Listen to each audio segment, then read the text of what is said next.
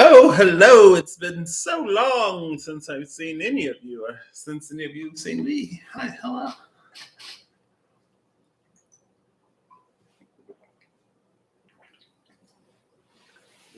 All right, so now that we've gotten Patrick out of the way, I want to use the Enchanted Map Oracle, and I'm also going to use the Elemental Oracle, and I still have the Tarot of the Abyss. That almost, the whole deck just almost hit the floor. Oh, I guess I'll need to go through it. Actually, I don't. There may be some cards that are reversed. That's fine. I picked them up off the floor, and I guess it was on the floor. Maybe it was like I like the floor. Excuse me. Yes, ma'am. Well, I hope everything goes well for you, Mr. Krabs. I am back. I figured maybe I'll actually talk about or pull some cards for this full moon Aquarius outside of what the full moon Aquarius has been doing in my personal astrology because of my placements. If you've already forgotten, I feel like everybody should know that my Saturn is in Aquarius and my Saturn return is OBER. It's over. At least the first pass is. Oh, snap. Well, I hope you have a good school year. I know that I think for quite a few people, going back into it can bring a lot of anxiety. I kind of love school and learning, so I think I was always more excited.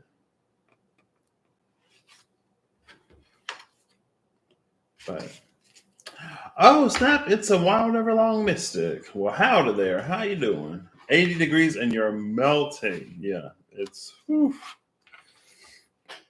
I am thankful for the Five of Swords and Seven of Pentacles uppercut. Thankful for the air conditioning because I'm not a great heat person. All right, we're gonna try to keep this one fairly short, fairly quick, and to the point. I was loving like that 3 card sort of like thing I was doing. Well, 3-3. I'll do 3 from the Elemental Oracle, 3 from the Enchanted Map Oracle, and then I'll bridge it with 3 from. Oh gosh, that's 3 cards. We have fire and air in reverse. I'll put them upright. Fire, ignition, air, and motion. This the remix to ignition. So we got ignition and motion that were about to hit the floor. The mountain clarity stayed on the table. That's 16, 8, and 22. Am I taking these? Wait. Sun in Leo, fire. Moon in Aquarius, air.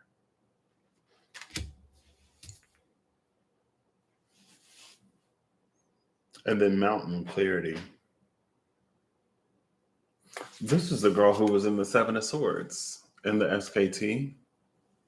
But there's no rogue here. There's no Seven of Swords. She's just asleep. That's interesting. I would say that it's almost like there's an energy that's behind this full moon that might be unrelated. I don't know if it's unrelated.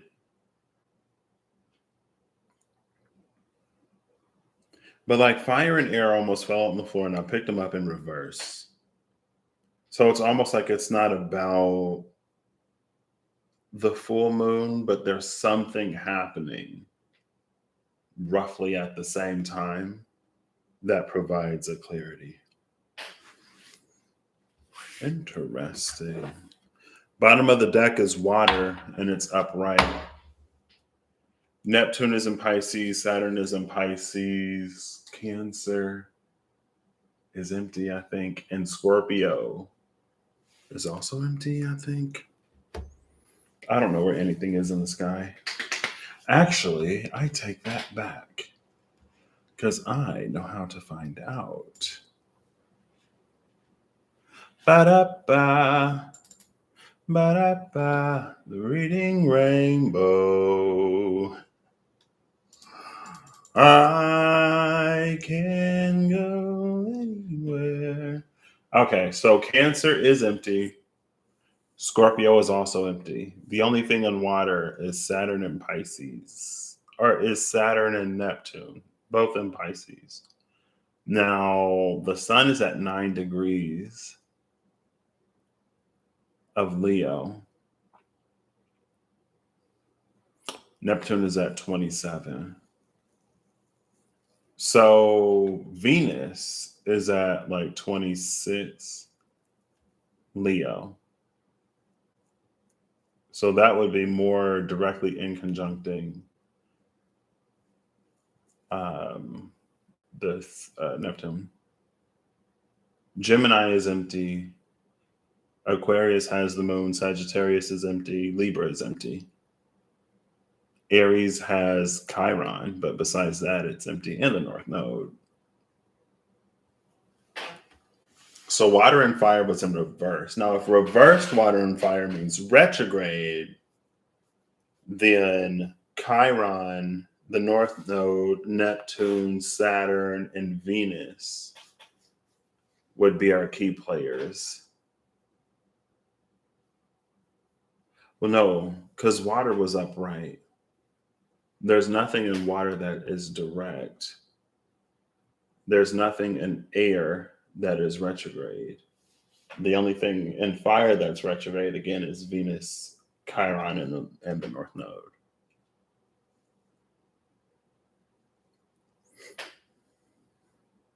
So Venus, Chiron, and the North Node are going to be the avenue for clarity? Question mark.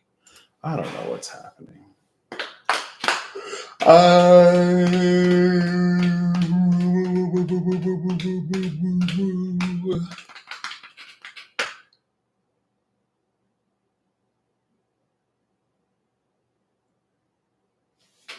Cool. Anyway, I was just shuffling these. Breath, life. Numa came out actually for somebody recently.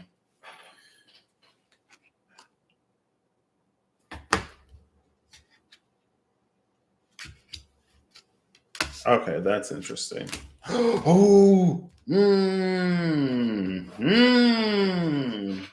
So clarity came out upright. I'm shuffling to just pull cards for the full moon in Aquarius. Clarity, the mountain came out upright. But fire and air almost tumbled out in reverse. That's our full moon in Aquarius. Full moon is in reverse. Clarity is upright. Now, water is at the bottom of the deck. So as I was picking the cards up, there was one card that was left on the table, and it's breath. Numa just came out in the Wild Unknown Alchemy. I don't remember what it was talking about, honestly, because I've not slept since then. But breath is here. And it feels like, and it was upright. Breath is here upright where air and fire are in reverse. Now, breath is air, because that's air, right? But it's also this fire element because it's like etheric, right? It's the breath that ignites our bodies, that gets our equipment into motion.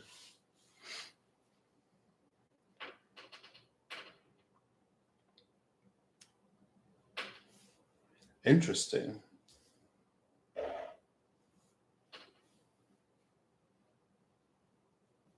So it's almost like it's more spiritual than physical.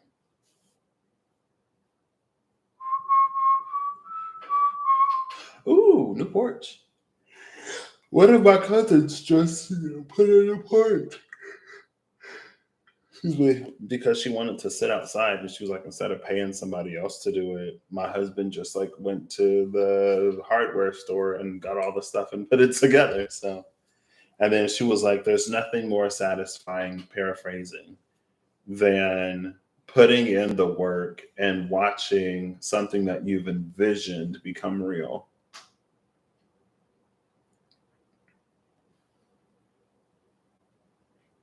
Anyway, still needs a roof and a bug net. I'm just kidding. All right. Interesting.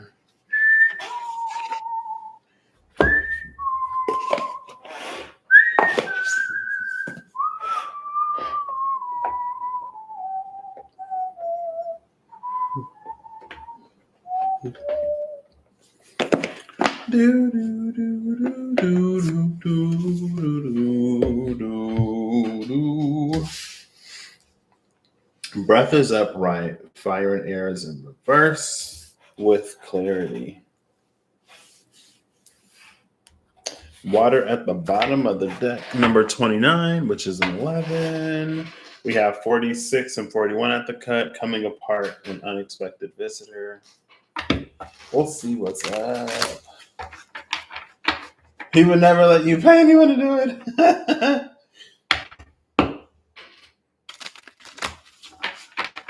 I mean, if you don't have to, then I wouldn't. All right. This feels like a one-carder. Oh, something like, oh, there we go. Oh. Sad Embrace came out 45. And Spirit of Place is at the bottom of the deck.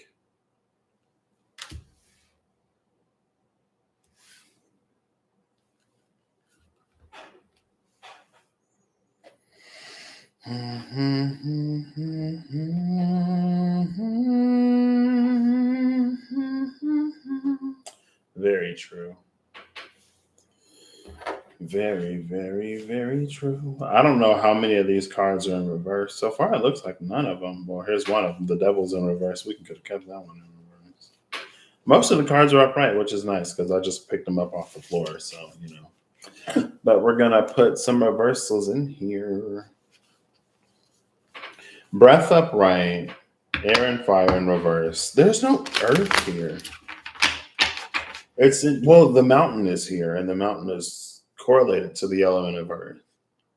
The Spirit of Place is here, and the Spirit of Place is also correlated to the element of earth because it's like associated with this certain place.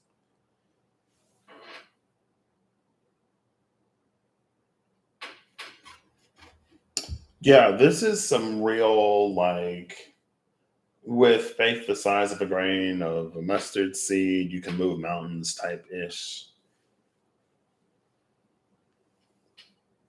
Because, like, again, air, fire, and water all came out in the elemental oracle.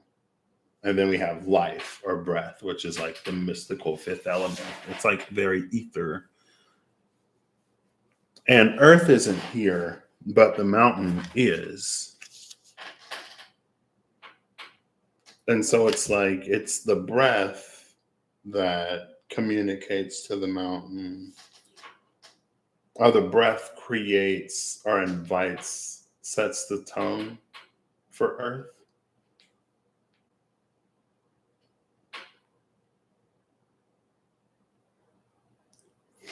Sad Embrace.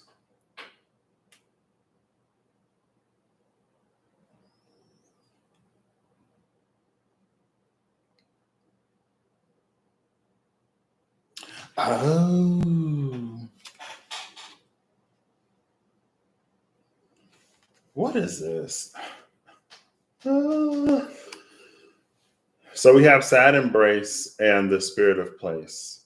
There's this fairy creature spirit, elemental spirit, we'll say, sitting very near the third eye of this person, but the person is like fast asleep. And then we have the Spirit of Place here. So it's like we've become unaware of the Spirit of Place or disconnected from the Spirit of Place or disconnected from some spiritual elemental, like elemental spiritual sort of thing. Water is here. Because water is here, like maybe it's wanting to connect. That's why I'm like, where is this going? What are we talking about? I don't know. Now it's almost feeling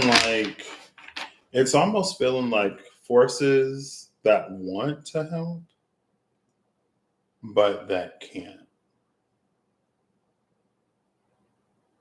Maybe. Guess what card came out? I'll give you a hint. It's one we've seen recently. It's the Ten of Swords, but it's this Ten of Swords. It's the Ten of Swords that's about the wisdom of the past.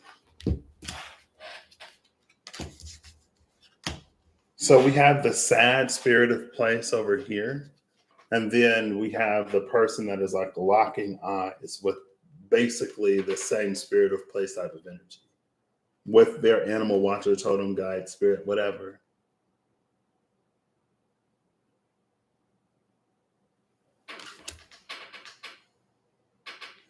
Which is interesting.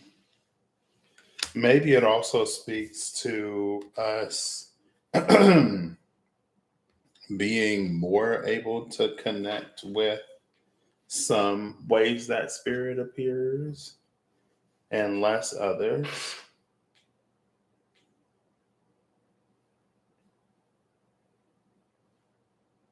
Because there's also a familiarity with the Ten of Swords.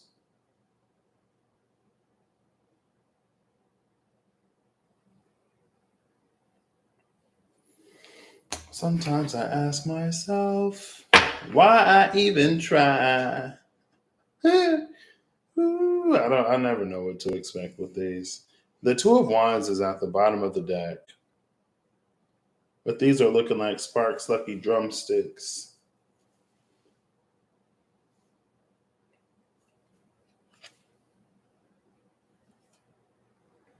The Two of Wands is here with the Star in reverse.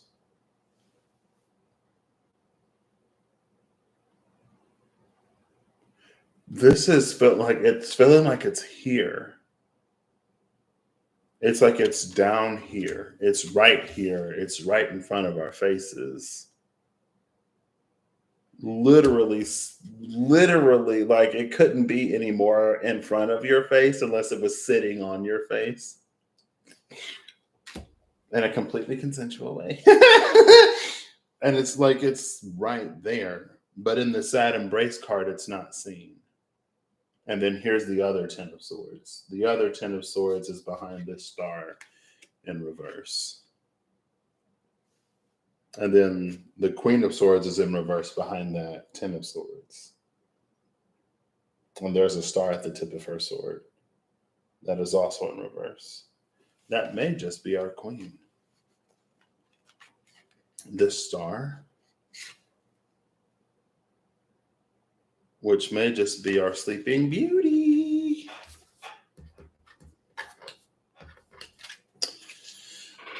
And the Mountain Clarity card.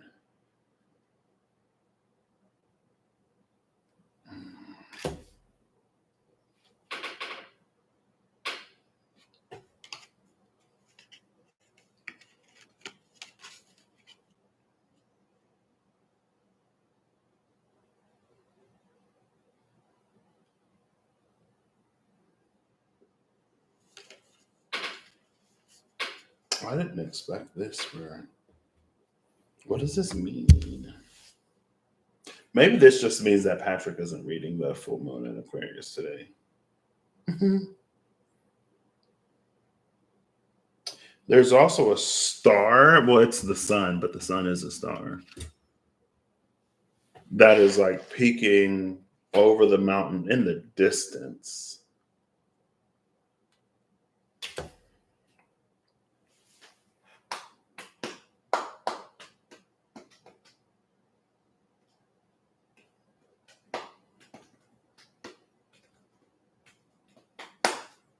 So in this Ten of Swords card, there are all these birds.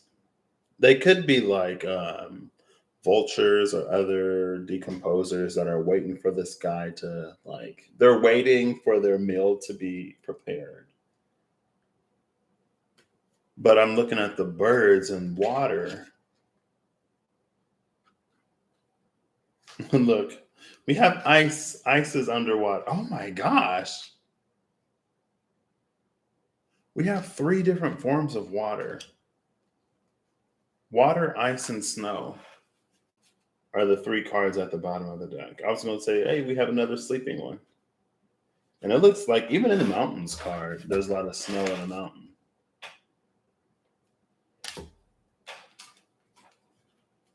Water in every form. I guess water is here in every form.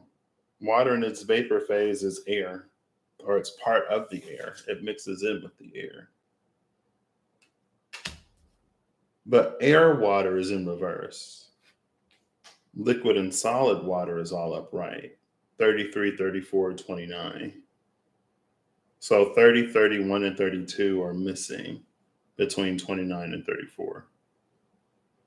But anyway, it's like there are all of these birds, all of these messages sort of being sent. And with this 10 of Swords, I don't know if it's like message not received.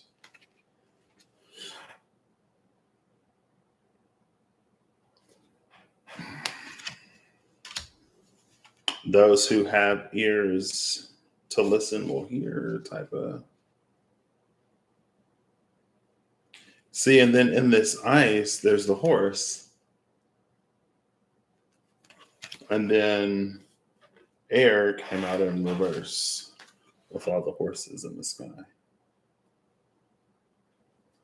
I don't know what this is.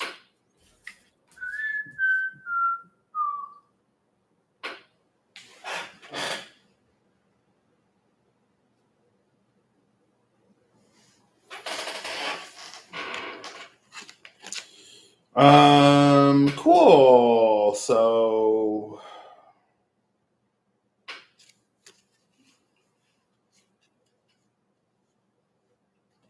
low tides lower, high tides higher. I'm just like, what is this?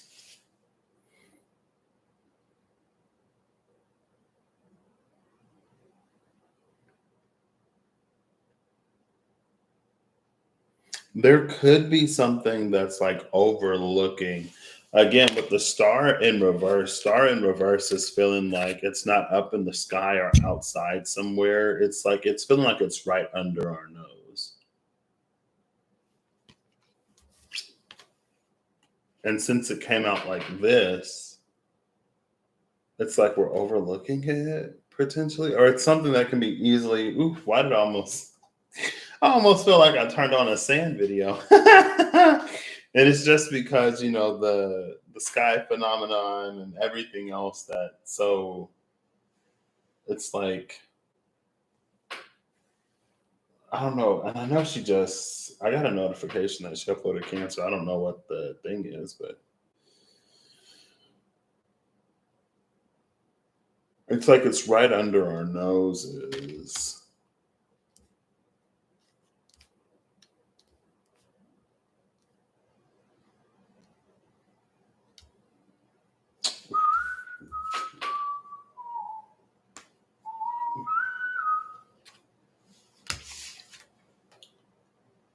Maybe this is like message not received, the sad embrace. But breath is upright. Maybe breath is upright because it's like if we could take a moment to pause. Matthew, hello, how are you doing? I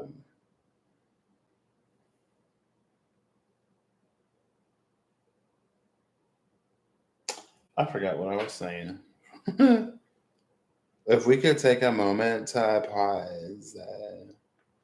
I guess with movement and ignition in reverse, it is a time for stillness. In the stillness, in the slowness, there will be clarity or there is clarity. Maybe it's like connecting to the breath. Oh, that's what it is, because breath is upright.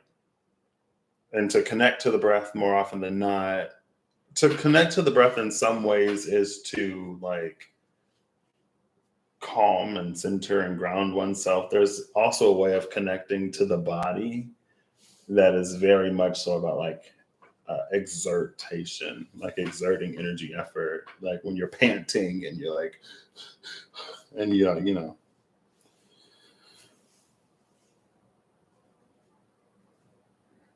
So maybe full moon in Aquarius is saying in the slowness and the stillness. Maybe full moon Aquarius is saying in the stillness, clarity is there.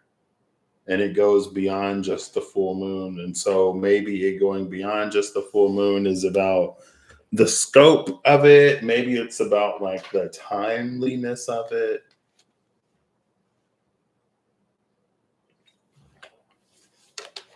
I should pull the Clarity Tarot. I love the Clarity Tarot for yeses and nos. Well, I got some dice here. Let's roll them. Let's roll these dice. Roll the dice. Roll the dice. Excuse me.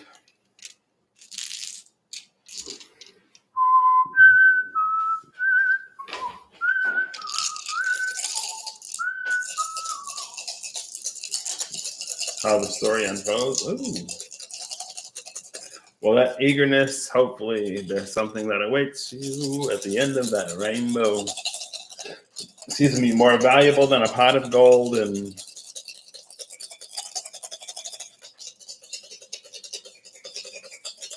I really need my one thing.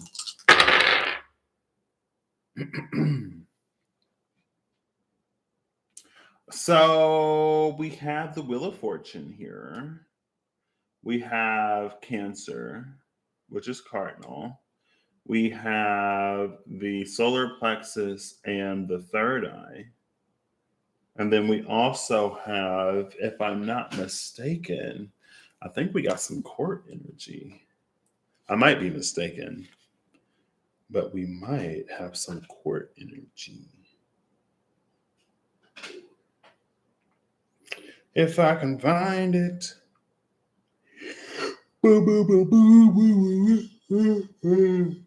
Excuse me.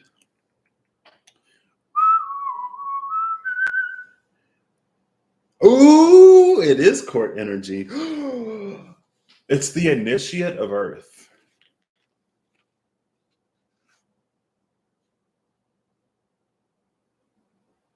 So,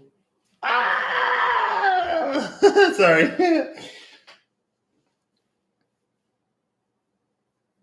There's a lot, not a lot. There's a few casters at the shop. And it's about seeing how everything falls into place. And I didn't have a super large area to work with, number one, but everything works out the way that it's supposed to. And so on top of, that's interesting. On top of Fire in Reverse fell the Wheel of Fortune. On top of Air in Reverse came Cancer. Cancer is associated with the Chariot, and horses draw the Chariot. This is a bunch of loose horses. It's a bunch of loose sky horses that ain't got no charioteer to hook them up to the chariot. And so maybe that's also speaking of universal energy that just continues to circulate. And it's how like there can be people in different parts of the world with no communication in between them that get roughly the same idea or a very similar idea. So you just see things pop up all over at around the same time because it was like floating the ethers or whatever. But it's something that's like continuing to circle the ethers because there isn't, it's like it's not finding that receptive vessel.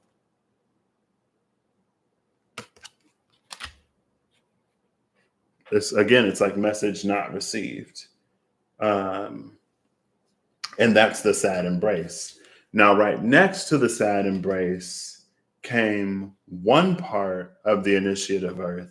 And right next to the spirit of place came the other half of the initiate of Earth. Literally, like, because it's the D100. So the 40 came out next to the 4, that is spirit of place. in its spirit of place. So it would be in the tens place.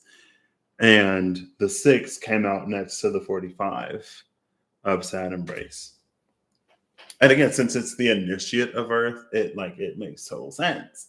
Earth again is the only element that's missing, but it was the breath and the thing about the size of faith and its ability to shape and move and mold the earth that came out. This is almost, it was that card. It was the 3 of clubs, maybe. On the cusp of realization. And I guess the other one too. One moment. Okay.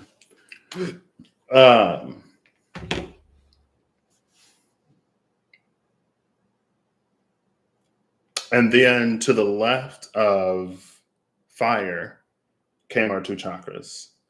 The solar plexus, fire, solar plexus, get it. And the third eye.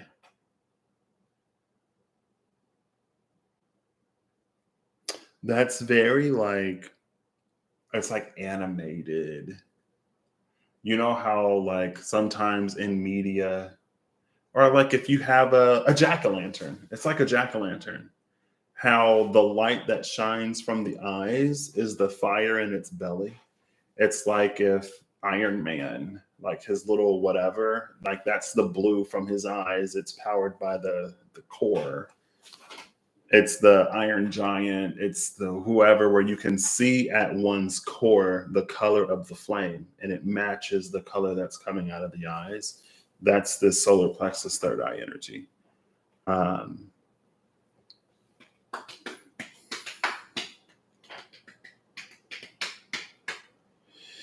So our initiate of Earth is the one who is figuring out how all of the pieces come together.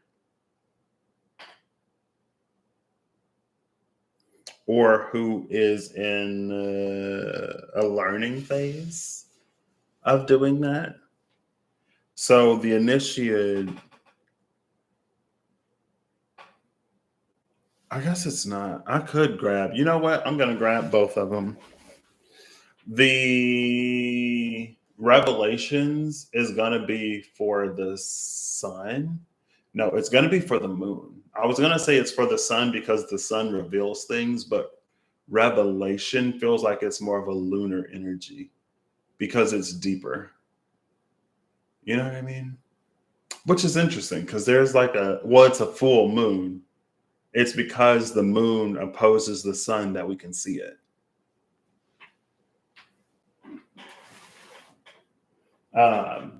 But yeah, Revelation is feeling like it's more linked to the moon because of its depth than the sun because it's been revealed or because it's apparent.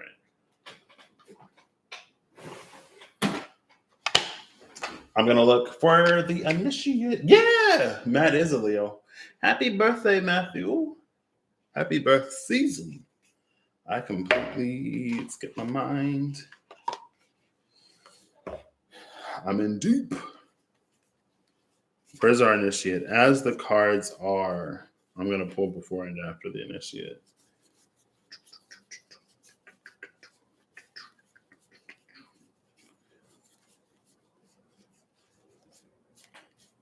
Ooh, oh, well, I thought it was the Knight of Cups, but it's actually the Tower.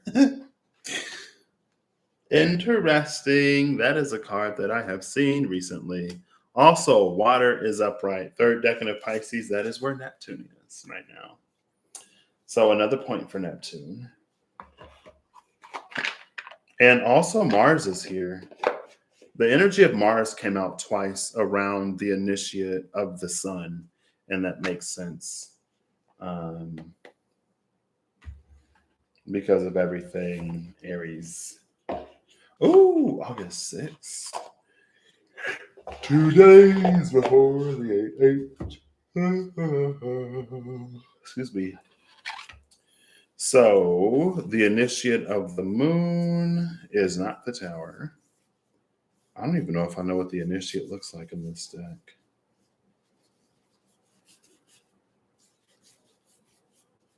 I think it's largely the same, but I feel like it's different for some reason. I'm already feeling like, just in general, I feel like I wouldn't recognize the initiate of the moon. The sun, I knew. Yeah, they are based, they're literally the same. They're very much so similar. Ooh. Now we got Pisces and we got Taurus. Pisces and Taurus. Uranus and Neptune and Saturn. Uranus, Neptune, and Saturn. That's our outer three planets.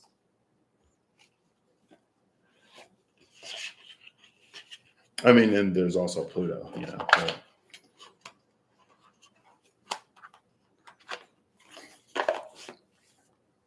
so the moon is giving us the moon. The moon said, I am here. I am the moon. The moon is giving us the Hierophant and the Necromancer. Two major arcanas. This is another enlightened Hierophant as well, just like the Hierophant in the Runic Tarot. It's interesting that we're seeing Hierophants of light where it doesn't have to be the hanged men and women, the hanged ones. And then the Necromancer is there in the moon. We see the scales of Anubis, the weighing of the heart, the two jackals.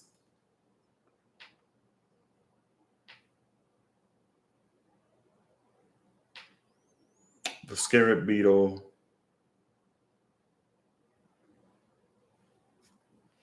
And then here's the initiate that was in between these two.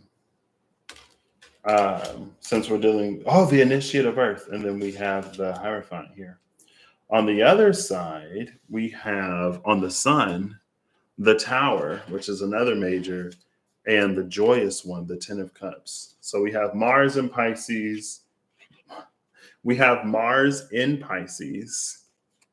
The sun is bringing us Mars. The moon is bringing us Pisces.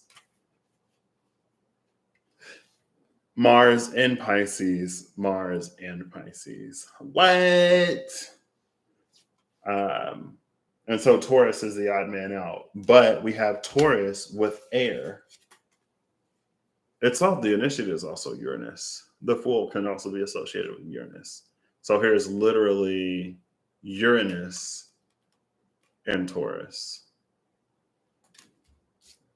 Now Mars is in Virgo right now.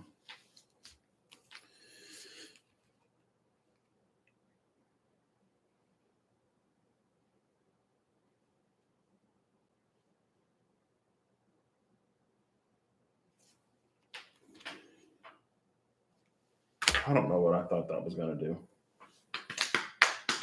Holly is a Libra.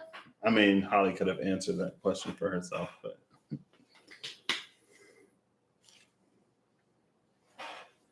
So we have the initiate of Earth with the Tower, the joyous one, the Hierophant, and the Necromancer. This is like.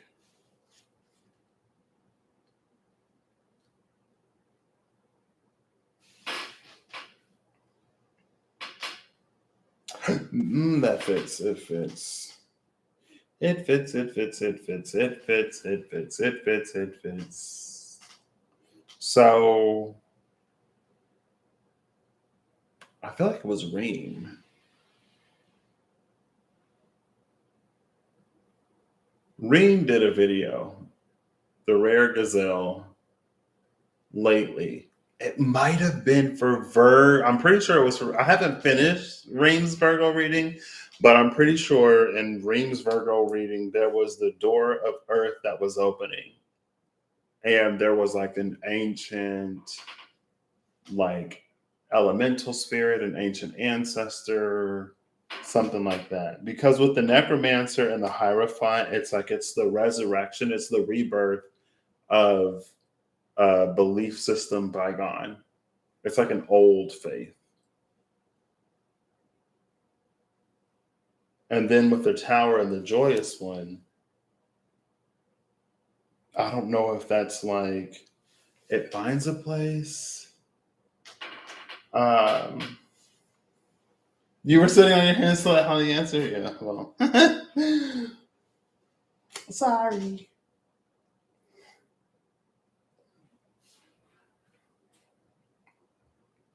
And this is like, it almost makes me think of the Titans before the gods. When the Titans were in charge, it was like the golden era. Everything was good, agriculture was thriving, and then the gods brought all of their chaos. And it was very much so not that anymore. But the reason, because it is like this elemental spirit, this spirit of place, this thing that's been here with the sad embrace, like this is the reintroduction of that spirit of place, of that old whatever. And it's the tower that leads it to the joyous one, to the Ten of Cups, and out of the sad embrace. And it's this earth that we're being initiated into. Maybe the spirit of place is just like, it's like the spirit of a place. Like the spirit of place takes on the characteristics of the people who live there. Or it's like it becomes a manifestation of the vibration that is there. So it's like if a bunch of people are miserable in a certain place, then that spirit of place becomes misery. And it's just like, it's the air, it's the energy that hangs in the air around that place. And it's like, well, are the people in the place miserable because the spirit of the place, or is the spirit of the place misery because the people in the spirit, because of the people in the place? It's almost like, which came first, the chicken or the egg? Boom, boom, boom. Beep, beep, beep, beep, beep. I watched probably just enough to get to that. And then I saw she uploaded Taurus. And I haven't even gotten to watch that yet. So you know I'm excited. Anyway, yeah, it was Virgo, because I remembered that door to Earth. And I remembered a Virgo that I know. I was like, ooh, interesting.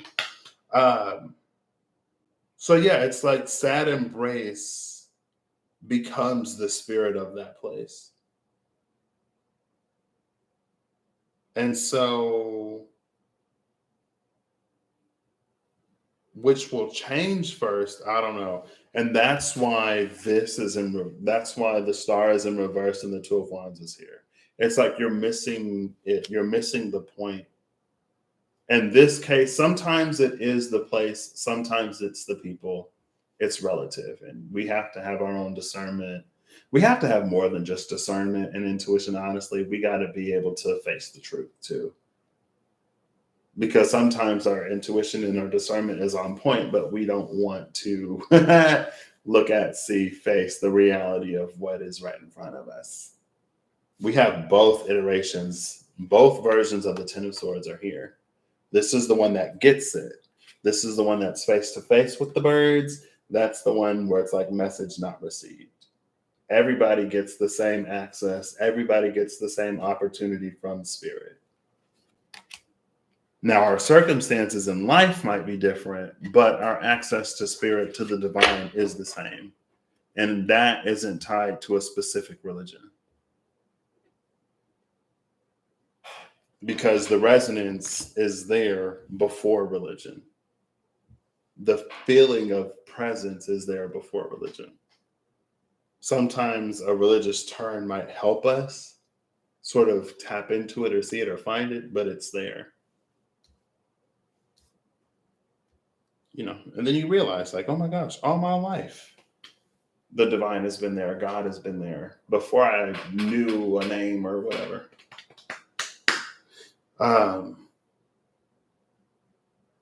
So yeah, it's the spirit of place that turns joyous, because the people turn joyous.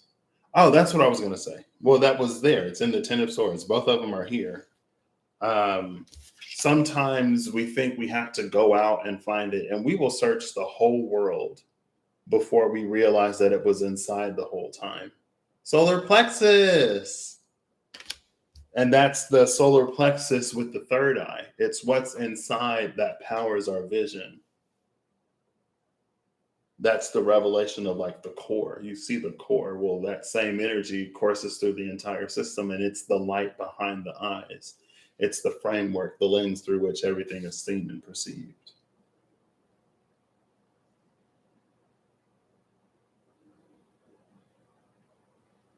Cool. Wow. Well, I guess maybe that's what the full moon is. The full moon is a departure from the sun.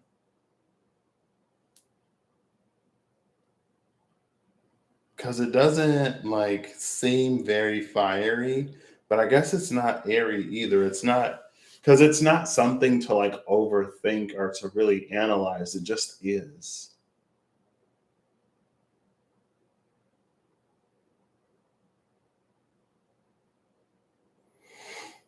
Cool.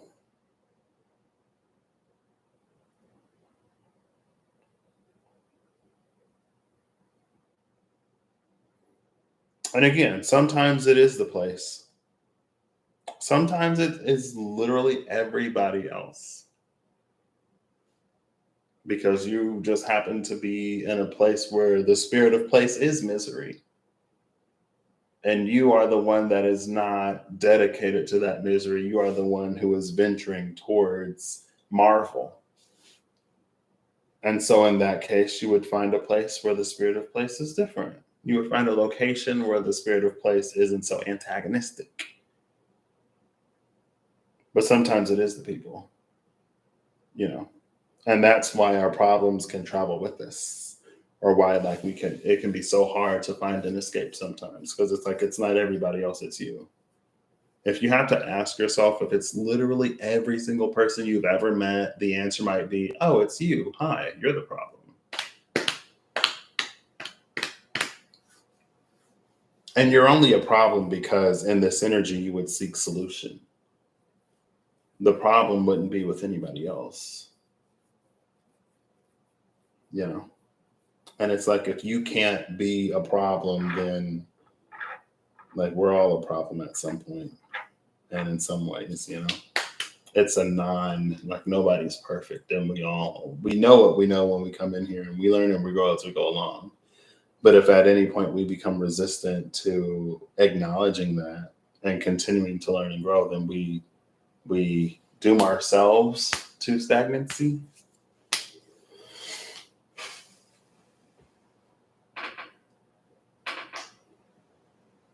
Oh yeah, for sure. It's definitely possible to be happy when you're hungry and thirsty. There are a lot of hungry and thirsty people that can still find happiness. It makes me think of like the kindness and generosity of those who have nothing, rather than the kindness and generosity, the relative lack of kindness and generosity of those who have more, who have everything.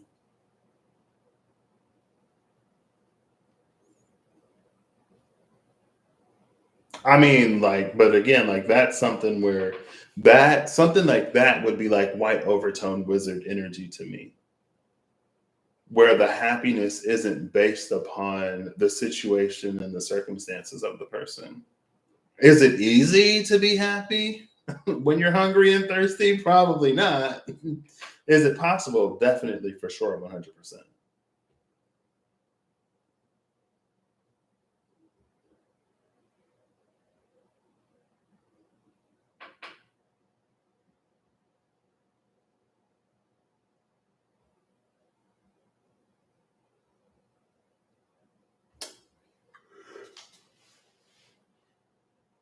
I think it's like that's when the beauty of difference comes into play.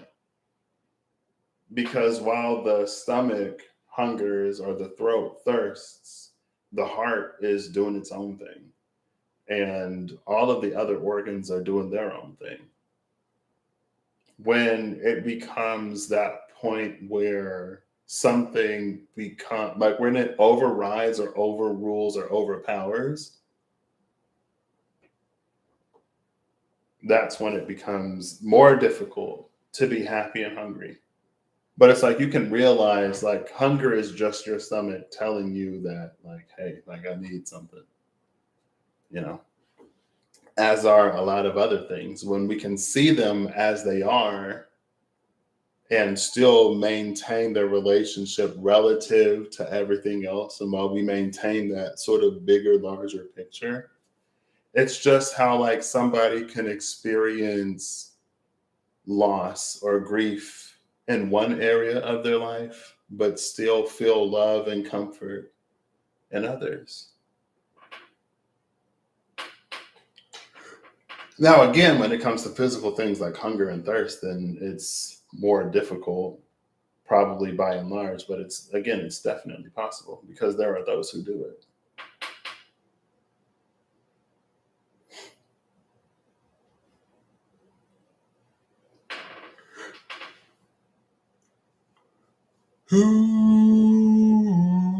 Excuse me.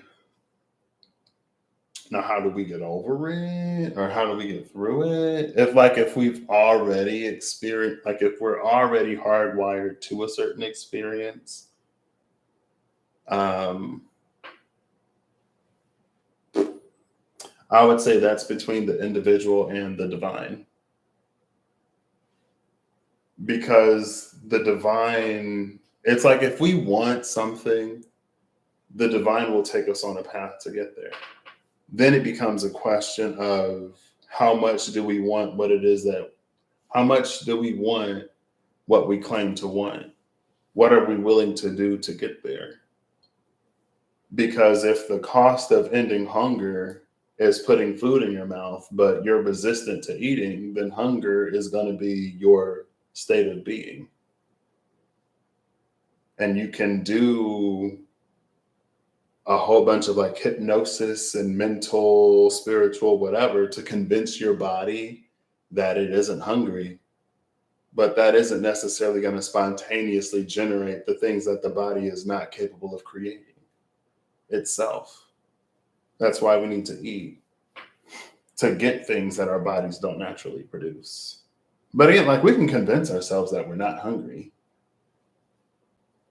We can even go into the brain and eliminate certain pathways so that like we don't even, it doesn't even register, but the body will be affected by that like malnourishment, by the lack of like nutrients and the energy and the things that it needs. It's just not always easy. And we live in a culture of convenience. Not only is it a culture of convenience, but also like hard things are hard, challenges are challenging, difficulties are difficult. It's not necessarily easy, but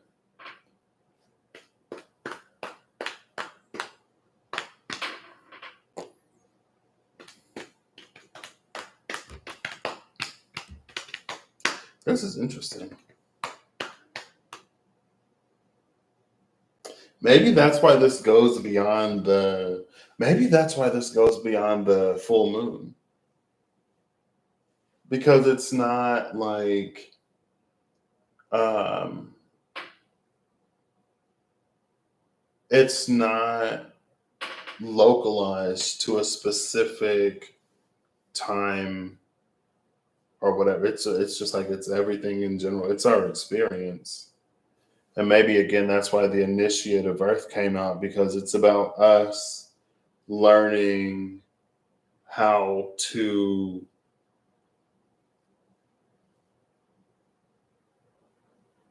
because it's the initiate, to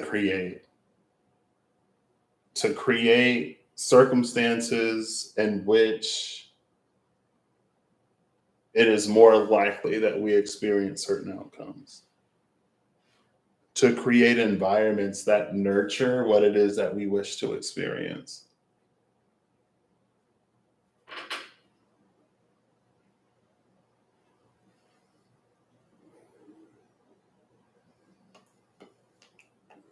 And the solar plexus is here. The solar plexus, it's about sustenance though. The solar plexus sustenance is about the things that we put into ourselves in order to have the energy or the capability, the capacity to live our lives in whatever way. The solar plexus feeds itself so that what is born at the sacral can be expressed. Because whatever is born, just like babies, they need everything they get through the umbilical cord because they're not out in the world. So a baby can't go to McDonald's and get a cheeseburger. A baby can't go to the grocery store and buy carrots and whatever else that babies need to eat. So the baby depends on its mother, relies on the mother for everything. Especially when it's in the womb, because it can't do anything else but rely on its mother. The solar plexus is where and how we feed it. Now, the third eye, it feels like the third eye is there right before the moment of conception. And then I guess it's like born from the crown, just like Athena.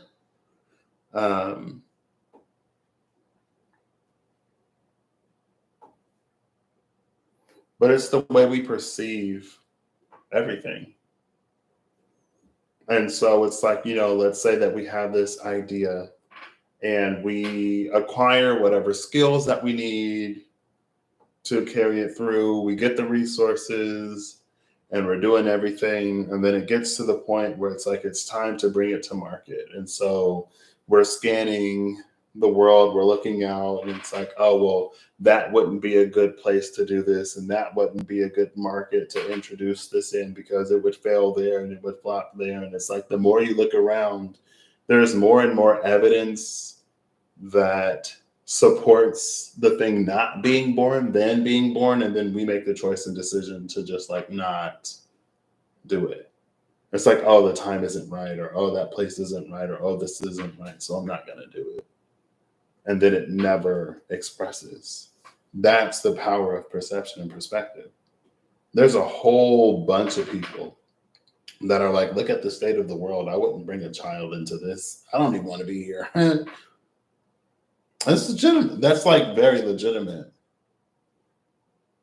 Because it's the world that you would have to like raise a child in. But with this initiate of earth, it's a state of mind. Now, when it comes to birthing something or to birthing a person in real life, again, it's like it's relative. We have a relative amount of control. But just in general, it's like that's a perspective that doesn't take into account the parent. It's like it's purely focused on what the world is. And it doesn't account for what the world could be. And it doesn't account for what one can do to make those changes or to create an environment. So maybe instead of it being like this is how I perceive things, so I'm going to engage the skills and resources that I acquired at the solar plexus to make space in the world to deliver whatever was born at the sacral. Rather than just going like, oh yeah, no, it's not this, it's not that. It requires more than just like a realistic look. It also requires sometimes it requires doing stuff, which is, again, that's why we feed the solar plexus. All of that is predicated and determined by the root. And the root reveals more than anything, or the root is revealed more than anything. But all of these sort of manifest to different degrees at different points and parts.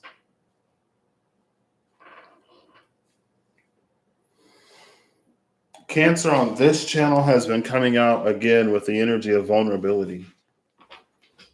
It's out of its shell. And so it doesn't like protect itself in the same ways that it used to. It's not about snapping at everything. It could be a different side of Cancerian energy because the Wheel of Fortune is here. I think the Wheel of Fortune being here also it speaks to the smooth and continuous nature of the design and of the process.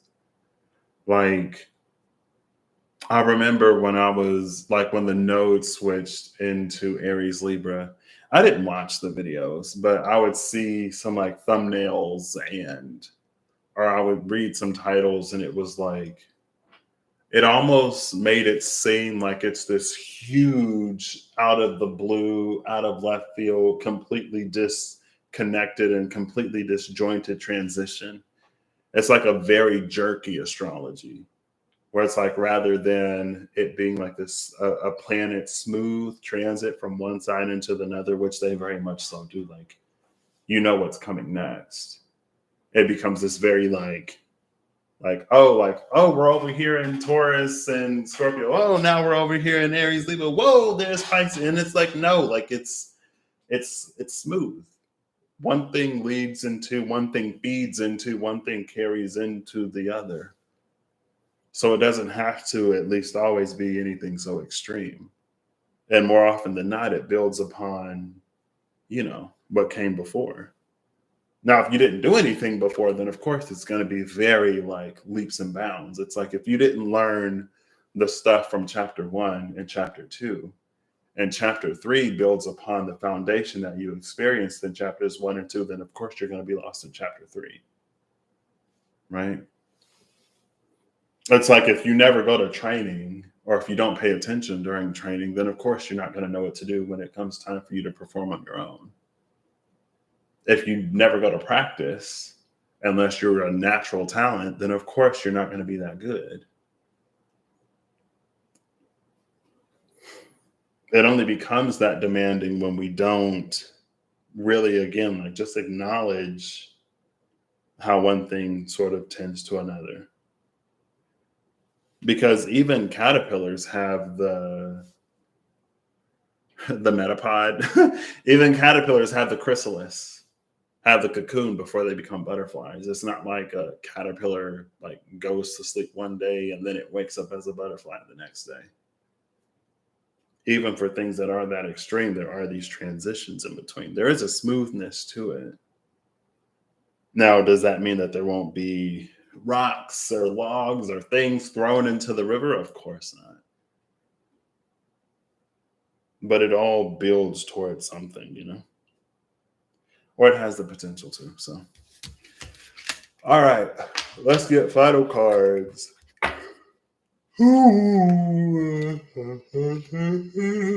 Excuse me. Full moon in Aquarius. In Aquarius. Hey, look, there's the King of Cups. With the Ten of Swords on this side. The weight of water is immense. I think when we're only used to carrying water by the glass, we forget how heavy it is even by a jug. And it made me think of, like, there was somebody who had a rooftop pool and they had to take it down, and they were like, I don't think they were necessarily like, it was like, why can't we have our rooftop pool? It's like, because if you fill that pool up with water, that's going to be a very heavy strain that the roof was not designed for. The infrastructure cannot take that because it wasn't designed for that. You know what I mean? Water is heavy. My body is like 99% water. That's why it weighs so much. Bottom of the deck is awakening. I was speaking of the chrysalis and the butterfly and the caterpillar. There you go. And then we have the Four of Swords in reverse. The Nine of Pentacles was behind awakening. She receives the bird that she gets the bird that the Three of Swords sent out. The Three of Swords, her bird, she sent it out the last time I used this deck. And it was like, I don't know if the canary is going to make it. They sent those canaries with the hopes that they would live, they sent the canaries to die.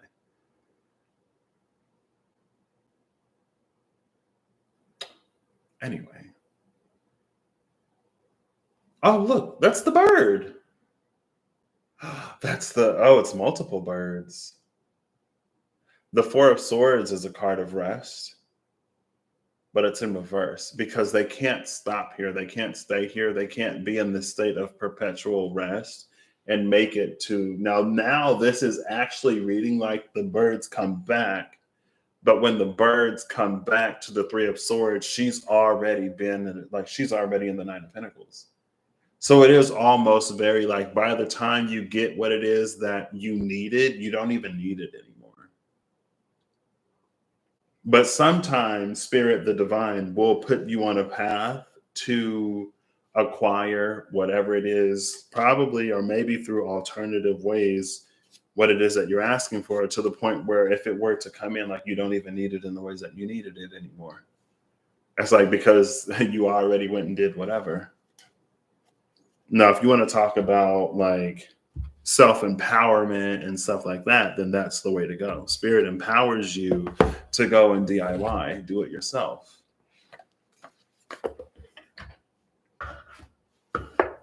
Which is interesting though, because, well, no, that was faith.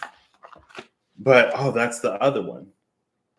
Faith the size of a grain of a mustard seed can move a mountain, but faith without works is dead. Faith without the things that go behind it, like it just sits there. It doesn't move anywhere. It doesn't, stretch that far, do what it is that we think it should do.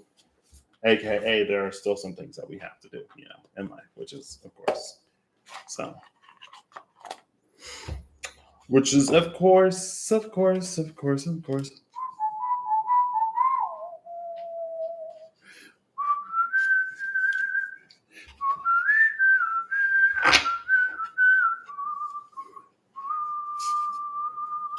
There it is. Cancer with the Seven of Swords. Maybe that, again, because there is an element of stillness here at the same time. It's like where you ask for directions rather than keep going. Sometimes if your hunch is right, you'll get there. Other times, 20 miles ago, you should have made a left and you thought you'd get there eventually, but here you are. Now you got to backtrack 20 miles and then turn left and then go another 15 miles. So, your 15-mile trip turned into 20, 15, 55, because you went 20 out, you got to go 20 back, and then you got to go 15 in the other direction. It would have been a lot shorter or a lot more direct if that moment of pause was there. And sometimes we get so wrapped up and we get so busy and so caught up in life and the way in which things are going and everything that we have to do, that it's easy to disconnect, or it's easy to lose sight of like what's important or what matters or why you did or do whatever it is that you do. But in those moments of pause, again, clarity it's there to be offered. And then you can make an empowered choice and decision to continue or to not. Because sometimes if you continue, it will get you where you want to go. And you'll see that legitimately. Sometimes you're like, oh yeah, no, like, no, we're good. Like, we already got it, yeah? All right. Revelations, SKT, Moon. Since you are the moon right now, what is the last thing you want to say to us? It is another major arcana. The moon is coming out with all majors. It's the Chancellor.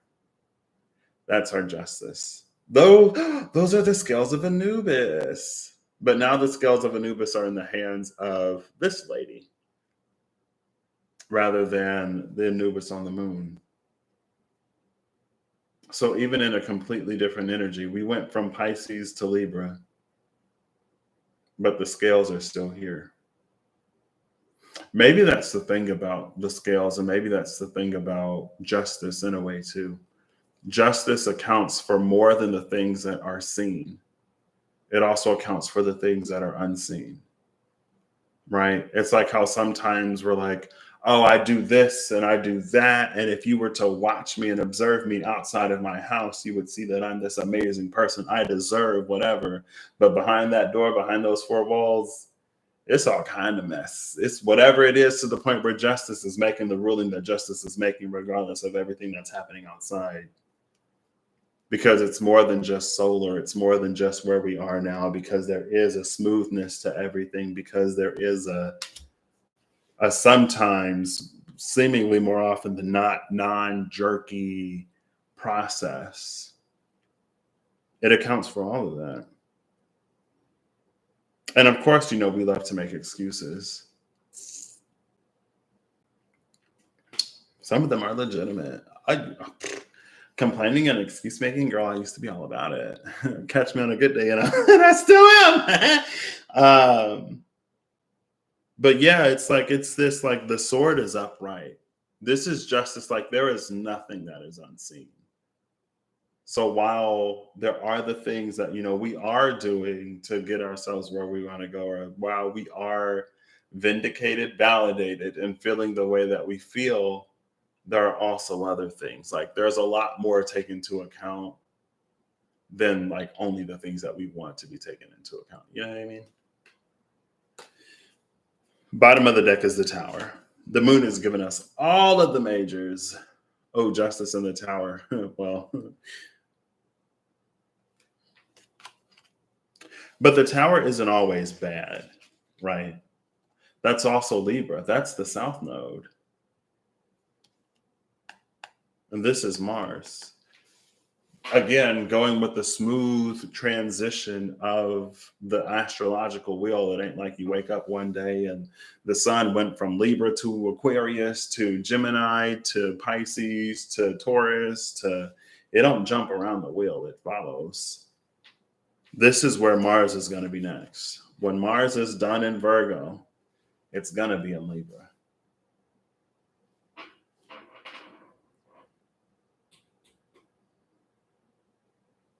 Libra, no, it's Virgo first. We're going to have our new moon Virgo, and then we'll have our new moon Libra. We had our full moon Libra back in March.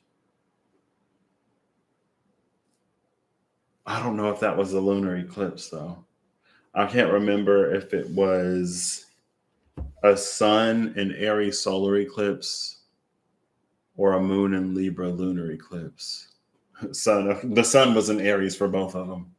I don't know if it was a moon in Aries solar eclipse or a moon in Libra lunar eclipse. But I remember that happened before the node switched, and it was a little bit of a preview. So there was a little bit of a preview before the node switched. That preview was the opportunity to get ahead, to get a sneak peek or a feeling of what the next 18 years potentially are gonna ask of us while we were still, before we had wrapped up. It's like, if the switching of the nodes is the test, then it was an opportunity to prepare. It's like a study guide or a pre-test, a mock test. And now that the nodes are in Aries Libra, we're going to have a lunation cycle that is Taurus Scorpio. I can't remember if it's a full moon Taurus lunar eclipse or a new moon. I feel like it was lunar eclipses for some reason. I feel like it was a full moon Libra lunar eclipse that happened before the node switched, and it'll be a full moon Taurus lunar eclipse after the node switch. But again, I don't remember.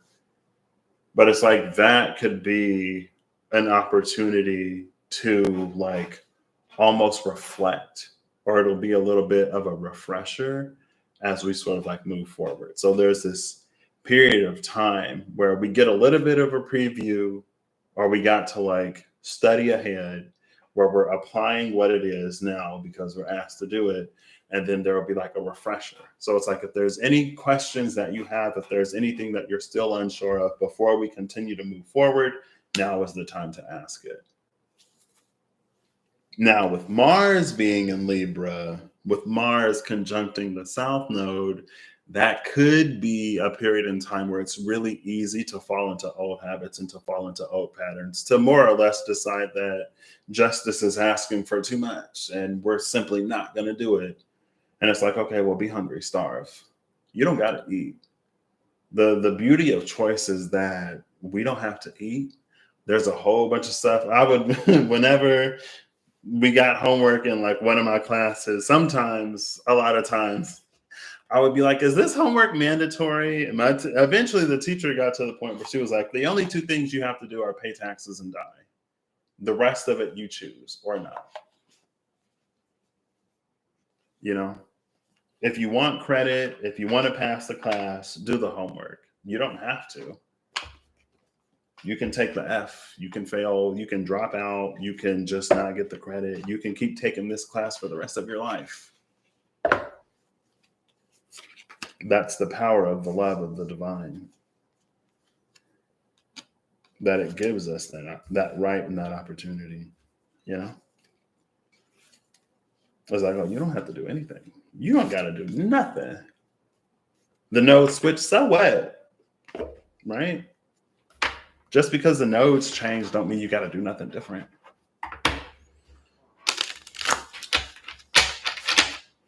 I mean, I think she was saying if you don't pay your taxes, then the IRS is going to come after you. And then you'll have more problems. So not paying taxes leads to death. So essentially, by not paying your taxes, we're choosing to die. I'm kidding. I'm kidding. I don't know. The burdened one, the 10 of wands. This is Saturn in Sagittarius. Saturn in Sagittarius is perfect for the burdened one. This is like, I know it's an energy that's like, it's like, I know that things are difficult. I know that you'd rather be outside playing. I know that you'd rather be doing 1,000,001 different things right now. But this is something that you don't have to do it. It's not your taxes. And it might not lead to the cessation of life. Everything outside of that is negotiable. Hold up. I'm missing an element. I'm just now noticing it because I'm putting all the dice together. I'm missing my element. What is my element? What is the element?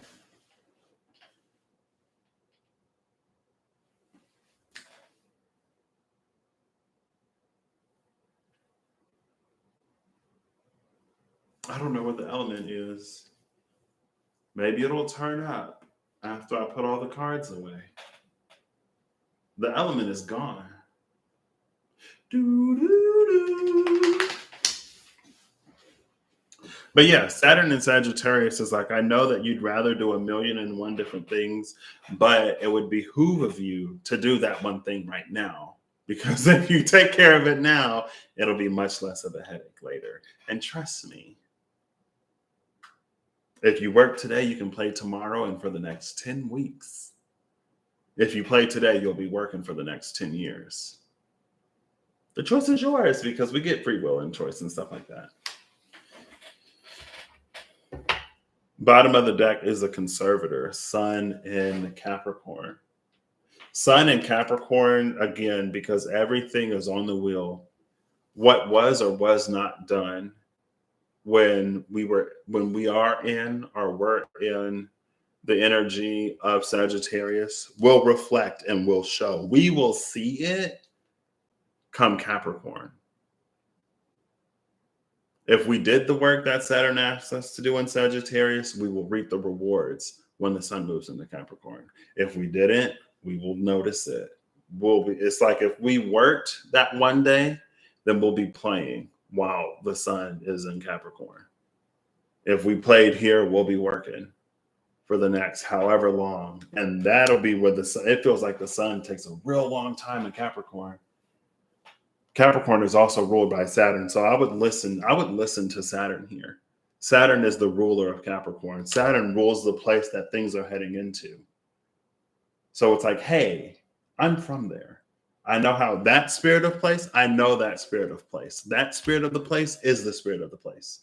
That is not the people. That's the place. And it doesn't matter how high vibrational or love and light or aligned or how much you feel like you are the master of your destiny and you are self-empowered or whatever. When you go into that place, the place will win. If you go up against the divine in this way, the divine will win.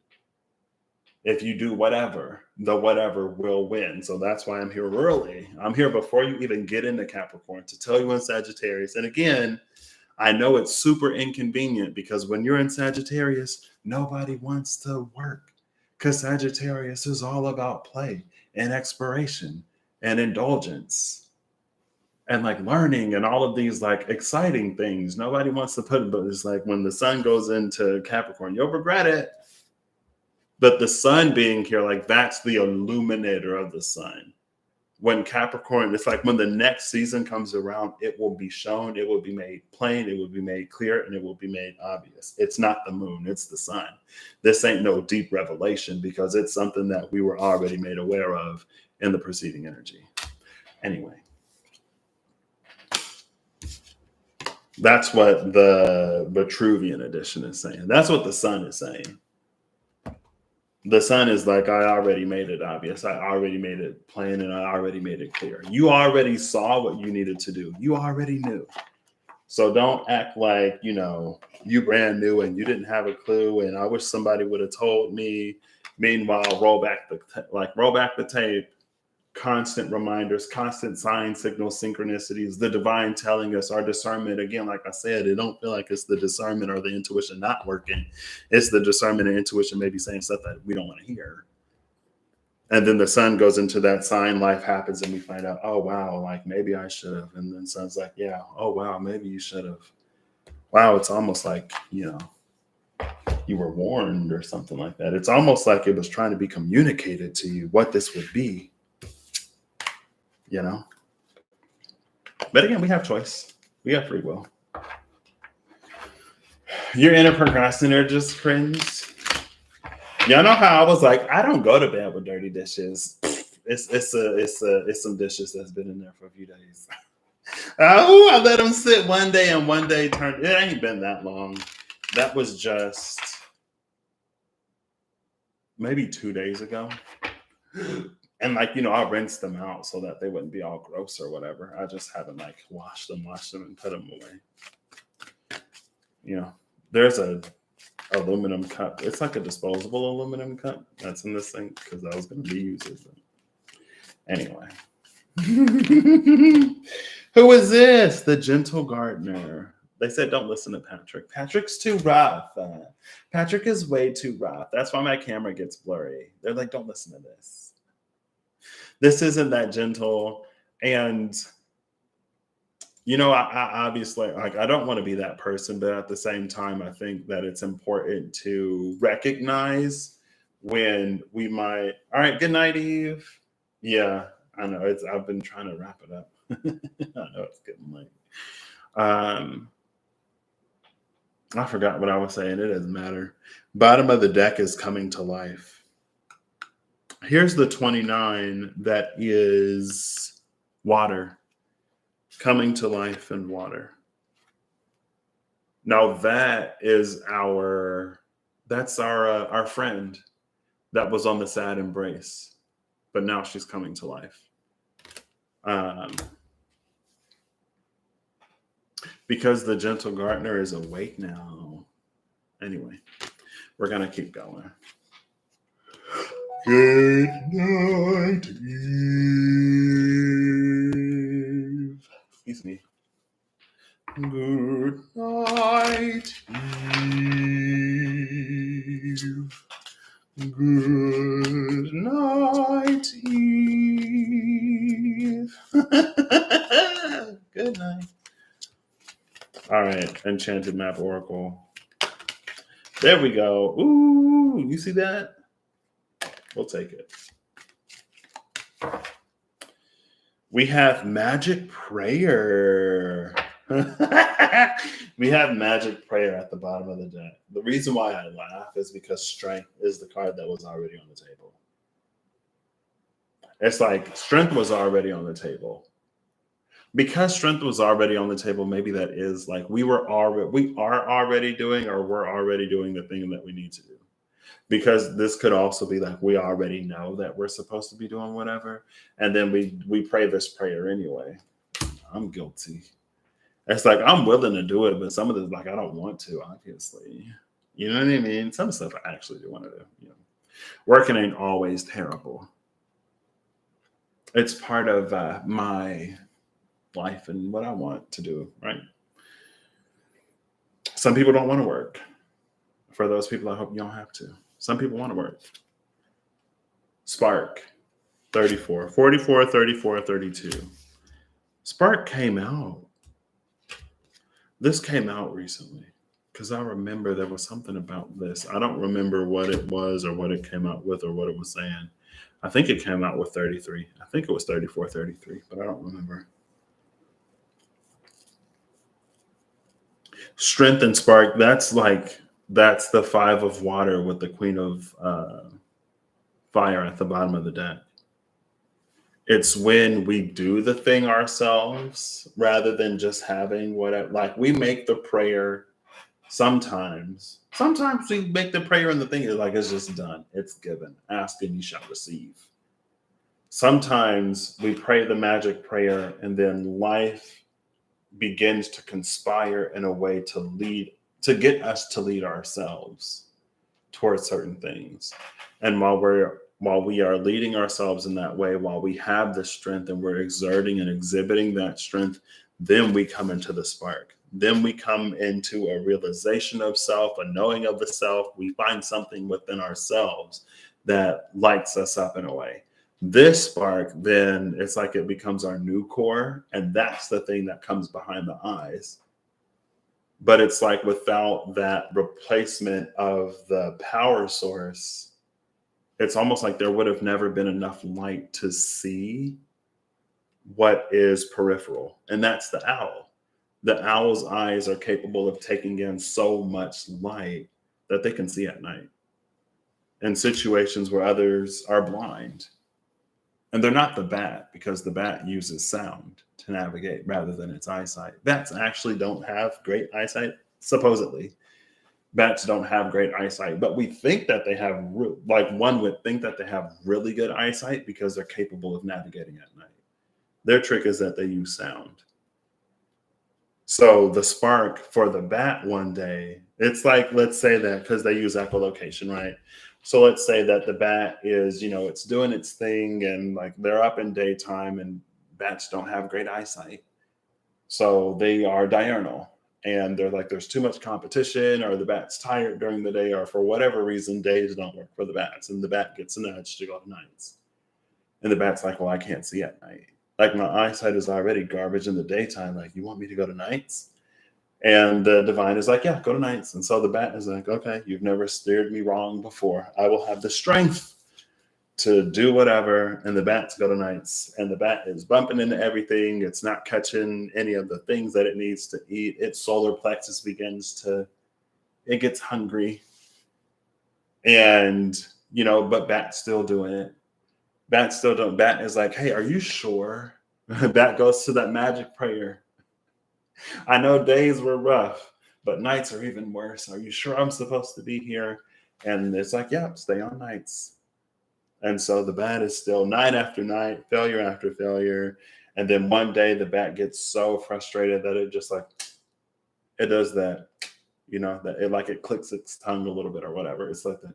I can't believe I'm still here. But when it does that click, then it's like the sound goes out and it comes back to the ear.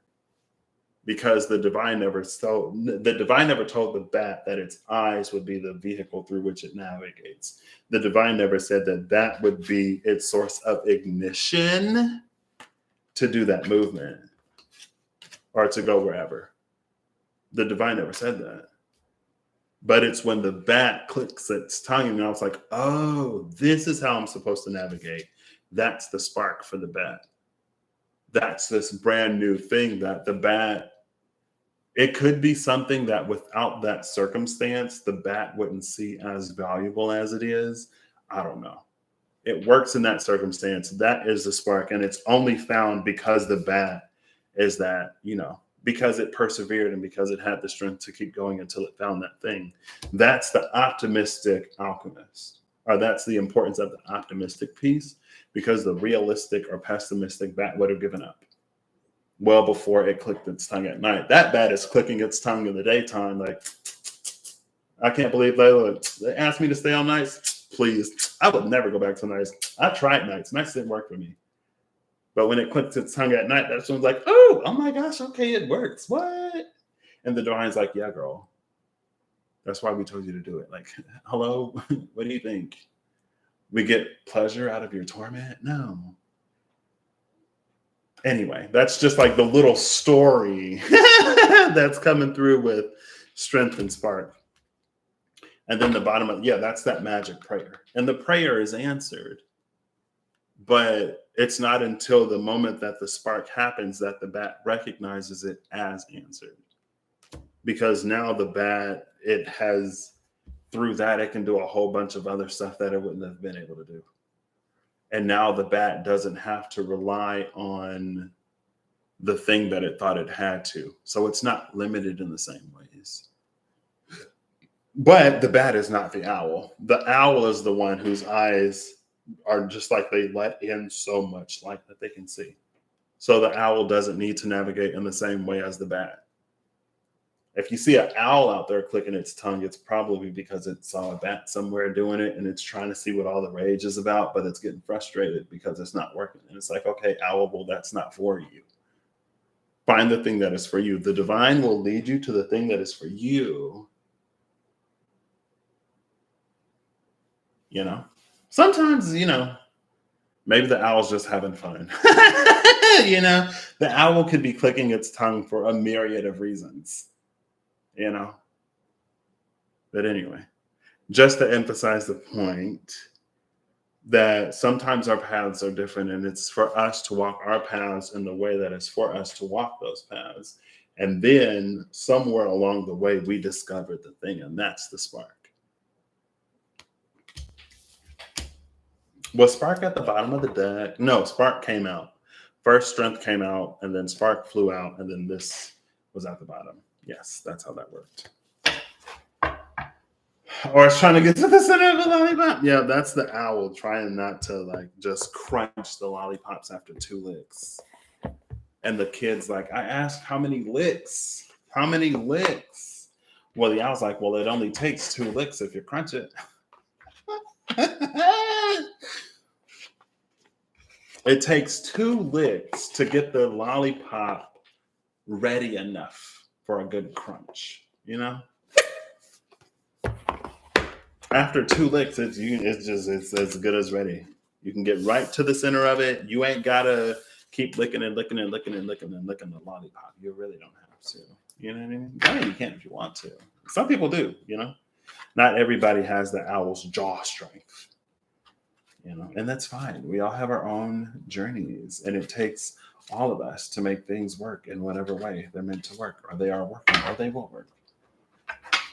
But when we get hung up on our own frustrations to the point and to the part where we don't, it's like we miss out, you know?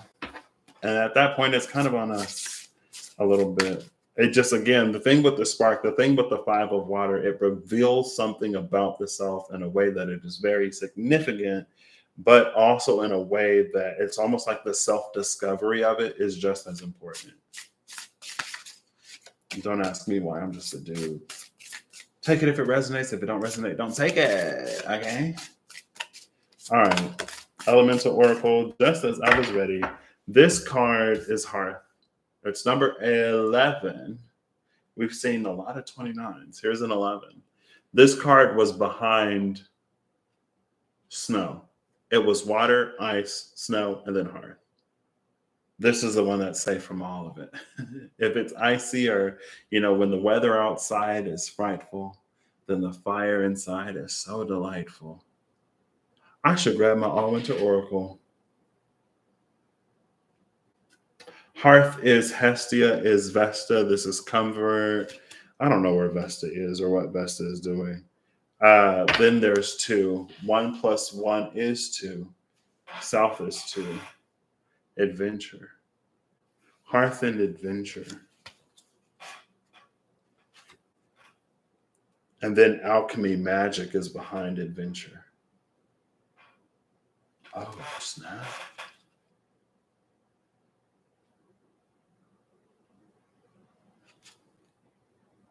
This is like some kind of portal gateway type ish. And then there's one north expansion. Because it's almost like there are all these like glittery flutteries coming from the fireplace. The fire is so delightful. That's like an etheric fire. That's the breath, I'm assuming. That's the fire of life. And then it's like once you get into the fireplace, you see like this little world or whatever. And you're like, what? And then it sucks you down the rabbit hole from the fireplace. Well, then it's like this weird, like it's a living fire. It responds to your touch or your will, or it's like you put your hands around the flame and it starts to dance and do all kinds of stuff. I don't know. I feel like this is that Capricorn energy once you slash if you do whatever. This is that. It's like work today to play tomorrow. There's something that needs to be done in the moment that it needs to be done in order for us to be capable of doing whatever it comes next. But it's like if we never do it, if we never step up, if we never begin, if we never start, then of course we'll never be where we want to be. And ever since that one day I was on here and the energy of the tortoise and the hare came up, I was like, why is the moral of the story in the tortoise and the hare is slow and steady wins the race, rather than like don't fall asleep in front of the finish line, or like don't be so prideful or egotistical or boastful or so confident in your own abilities that you shortchange yourself. But it's like if the hare didn't take a nap at the finish line, it would have won. That race was, for all intents and purposes, the hare's to win. But I guess the tortoise knew the nature of the hare, knew that in all of the hare's pride, that it would do its best to humiliate the hare as whatever. And then also knew its short-temperedness, or not short-temperedness. It's like the hare knew that the rabbit would beat it, the hare would beat it to the finish line. The tortoise also knew that it would take the tortoise knew that it would take it so long to reach the finish line that the hare would fall asleep, because there's no way that the hare would just cross the finish line without the tortoise being there to experience that humiliation firsthand. And then like, oh, well, while the rabbit's asleep, I'll cross the finish line. So yeah, I feel confident in my ability to win this because I know the hare. You know, apparently that's the moral of the story. Slow and steady wins the race, but it's just like finish the race, you know? Don't try to be so whatever. I don't know. Anyway, it's fine. Is it still in the bag? Oh, it's still in the bag. The last element is still in the bag. I thought I emptied all of them. All right, are you ready to see? Hey, David, how you doing?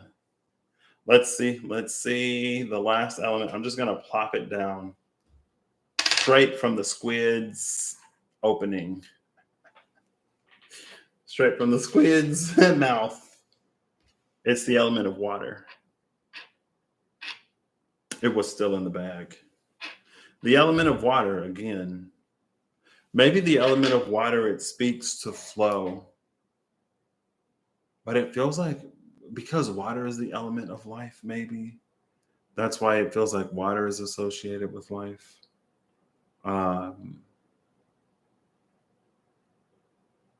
It's interesting because ignition and air was in reverse, but like water being an energy of flow was upright. Water might also be creativity. I don't even know what it said because I honestly didn't look. I guess I didn't read it.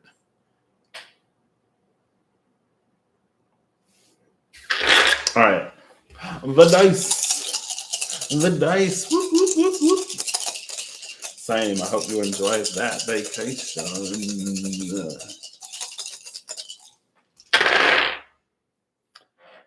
So we got the Hanged Man. I was like, not Pisces. So we've gone from the solar plexus and the third eye to the heart and the crown in both of them. So we've done this like lateral. So we have the hanged man, we have the crown, like I said, and the heart. We have the element of air.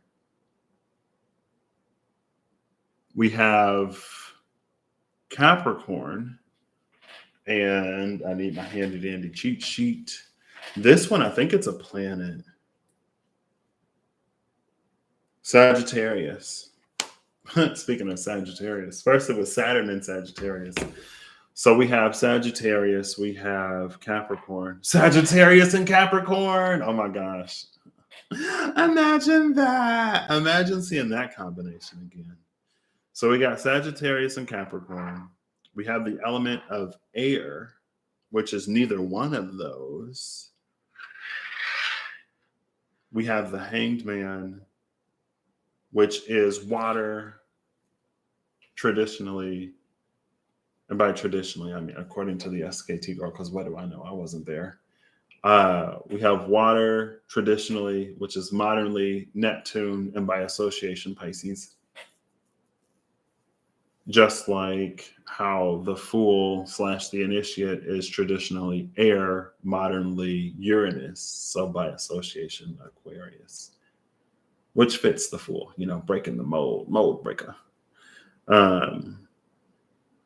So then that would be water traditionally through rulership. So all four elements would be here. We have fire expressed in its mutable modality as Sagittarius, earth expressed as its cardinal modality in Capricorn, water, the element of water, expressed through the hanged man, and then we have the element of air that's just here. Now, on the dice,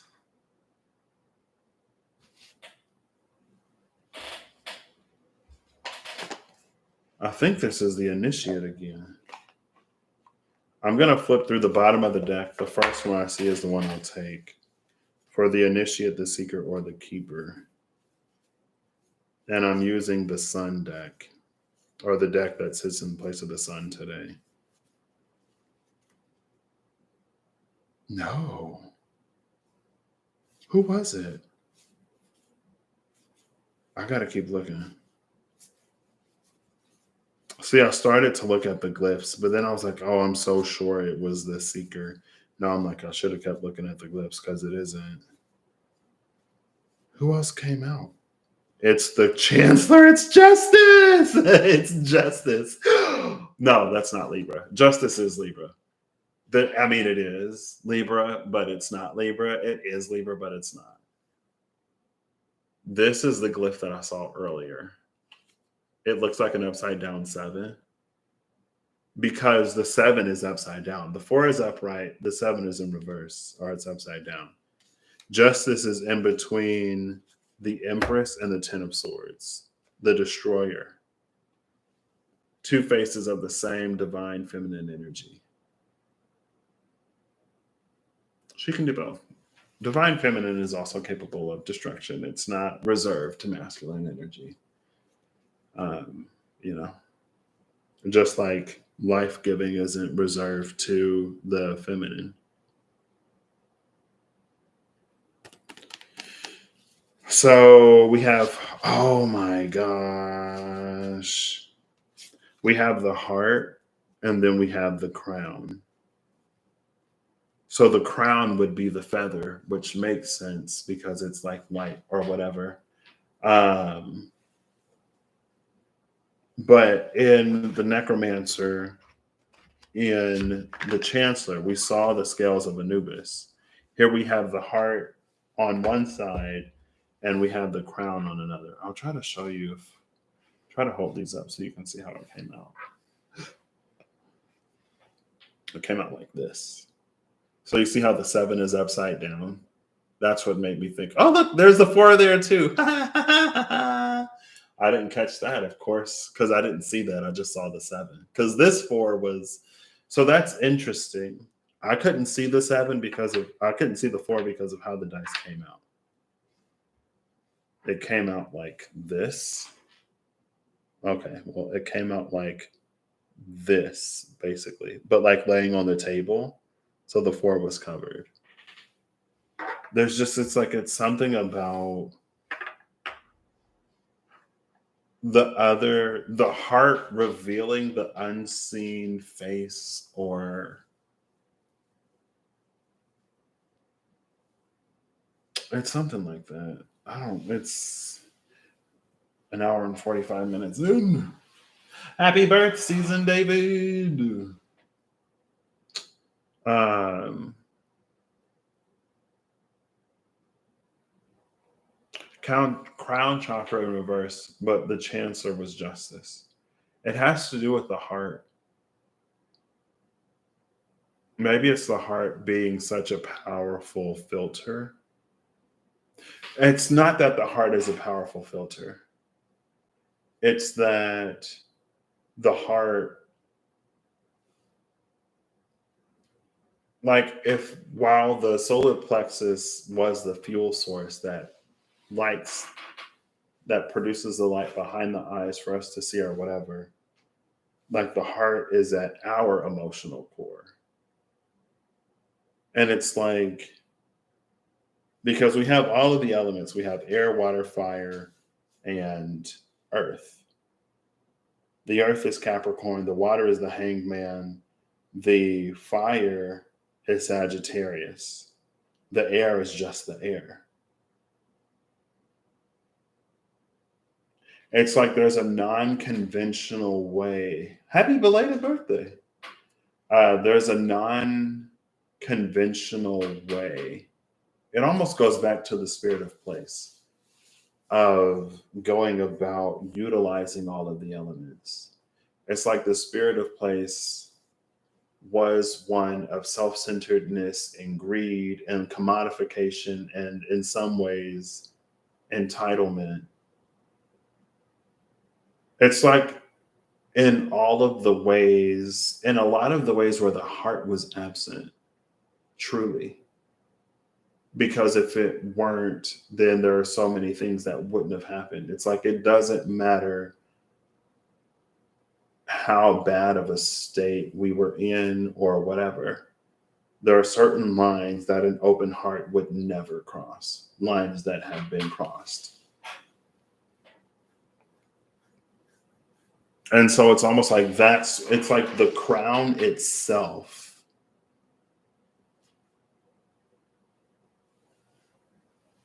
It's like the heart speaks through that.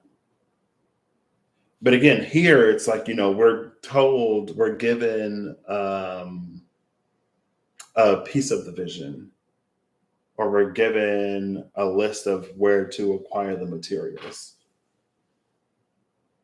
right?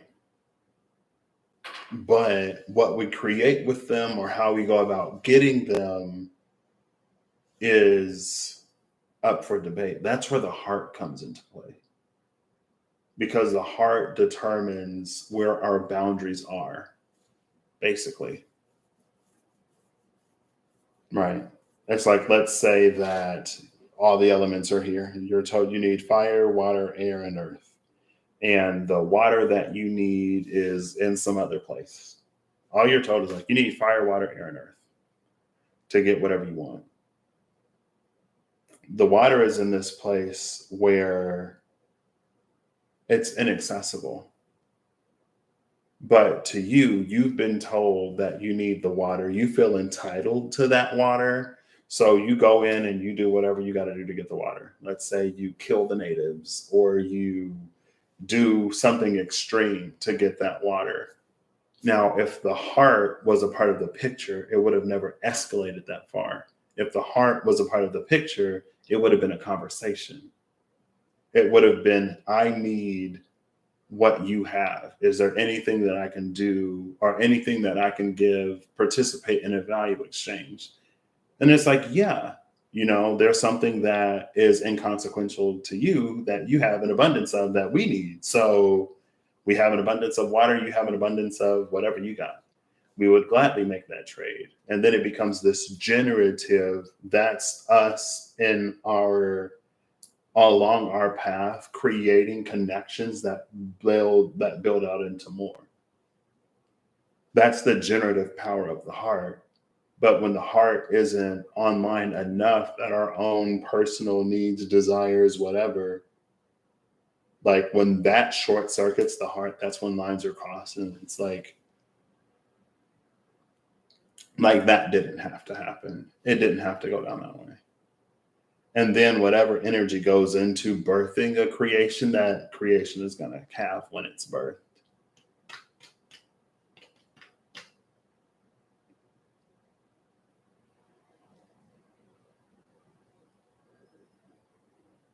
Yeah, it is.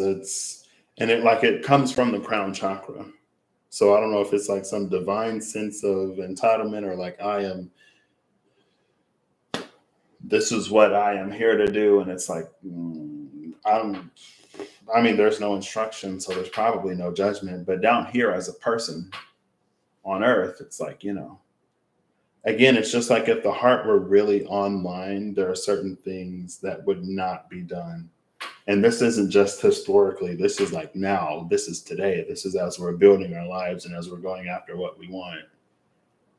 And as we're being led and as we're being guided and as we're following our intuition and discernment, because sometimes it's not told to us how or why. It's just a feeling, an inkling, and an inclination to go and do something. But again, it's like if the heart were online, it'd be a generative experience. It makes me think of something I saw yesterday. It was a comedian. And part of the set, it was like a person who wanted others to thrive because it was like when you thrive, we thrive together. But it was told knowing that perspective and mentality is not mutual. It's like you're talking to the wolf that eats other wolves, let alone sheep. So I'm like, yeah, like when you thrive, I thrive. It's where, again, it's like an open heart will naturally tend towards cooperation, where the heavy one tends towards competition. And that's, again, it's like it's the scales of Anubis. It's the heart and the feather. But with the crown being in reverse, it's almost like there are certain things that we're not even capable of receiving, or certain things that we're not even in the ballpark of when we take those shortcuts. And those shortcuts being the easy competitive, I'll just go and take it. It's like, before the Three Ghosts Christmas visit Ebenezer Scrooge, if Scrooge were to get an idea or an inclination to go and to donate money somewhere, like he would know. Like he wouldn't even be, again, like with the crown in reverse, like he wouldn't even be available to receive that download. That's the birds, that's the sad embrace, that's the thing that's recycling, that's circulating the ether, because it's struggling to find a vessel that will bring it forward, or it's relative to that. It struggles to find a vessel to bring it forward because there are so many hearts that are whatever. There are so many vessels that are not, and the vessel just came out too in the modern archetypes. But there are so many, and the destroyer in the Vitruvian edition is the one that prepares the vessel to receive even greater gifts from the Revelations edition. Sorry. The destroyer in the Revelations edition is the one that prepares the vessel to receive even greater divine gifts, to become the one that is capable of holding, hosting, and birthing that into the world. I already just lost my train of thought, but you basically get it. I feel like I've made the point at this point, but it's like, yeah, pre Three Ghosts Christmas, he would have never been open to that idea. And it's funny, or it's interesting, because in this scenario, it would have been his generosity or his kindness that would have actually tended him to even more abundance. But through his greed, he would never even be available to part with coin for free. To in turn reap even more than he invested. He would have never been available for it. Now, post Three Ghost Christmas, yeah, I could see it for Scrooge. But again, it's just that like there are things that it's like options that we never even consider. Again, when we're stressed out, or when we're afraid, or when life happens, because life is constantly happening, it's easy to go like, oh, I didn't even think of that because I had a million and one different things going on. Like, it's understandable, of course. But again, it's just like things that we're not even in the neighborhood or even in the ballpark of being able to receive. Now, I think that's also related to the tower and the joyous one, the change that's taking place, the deep resurrection of that time when people actually cared about people, or where we were more communal rather than competitive, if there ever was a time. And it's a happier, more joyous spirit of place where we do take care of each other and we honor one another, because we know that that doesn't return void, or where we're just capable of, I don't know, not being so selfish or self-centered, or not being so attached to how certain histories have played out, I guess, when it comes to building, acquiring, expanding, or whatever. I mean, you'd be amazed at how different the same planet Earth is when the heart is on. And it's almost like nothing else changed besides the spirits of the people in the place. So, yeah, I guess that's a way to end the video. But, Aquarian energy is the revolutionary. And Leo can, especially if it gets comfortable, if Leo knows how its efforts will be responded to, then it can get comfortable in like playing a role or playing a character, because that's what Leo has to do in order to validate Leo in all the ways that is for Leo to be validated. We all have different needs. But Aquarius is the one that's like, you know what? I'm not afraid to like sort of go it my own way. And that's where they sort of meet. And it doesn't have to be a clash. There's a beautiful intersection of Leo and Aquarius that is community. And when they come together, it's the potential to have a community on a very big scale, but that's also very like tight knit and warm. It's like where everybody feels like family, even if they're not a blood relation, and where everyone's treated like family. Family that treats, because not everybody has a family that treats family like family. But again, like where those two meet, it's massive. It could be a whole world where like we just treat people like they're all in our tribe or whatever, that part of Leo, rather than it being like tribal warfare and then enter tribal warfare and intra-tribal warfare because there's struggles for power within the tribe, or because the distribution of resources is whatever, because it's just potential. There's so much potential, but North Node Aries is at the top. At least it's reading like, well, what are you going to do to realize this potential? Because South Node is in Libra. Just like the South Node was just in Scorpio, and Scorpio can be other people's money or other people's resources. Now, North Node Aries can be like, it's about you initiating, navigating, taking a chance and a stand, rather than relying on somebody else to do it. It's like that bystander effect, when everybody thinks that somebody else is going to be the one to do or say whatever, so nobody does it. Anyway, thank you, Holly and David and Mr. Krabs and Eve and Matthew for being here. This was a video.